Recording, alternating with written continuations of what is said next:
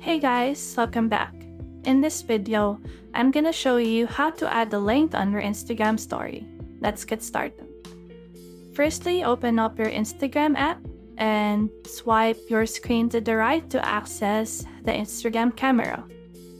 Here you can create a story by choosing a photo from your camera roll or taking one using the Instagram camera. So I chose to select a photo from a camera roll. So from here, you may rotate and edit the image as desired. And to add a link to your story, tap the stickers icon at the top of your screen. And in the search bar, look for link, and it will show a link sticker.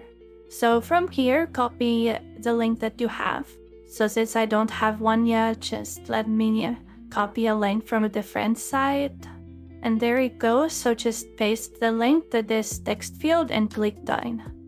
So move around, resize your sticker or rotate it as needed. And continue editing your story by, adding texts or other stickers or other elements. And when you're ready, share your story to your friends. If you found this video helpful, simply leave a like below or subscribe because it helps me reach more people. See you soon!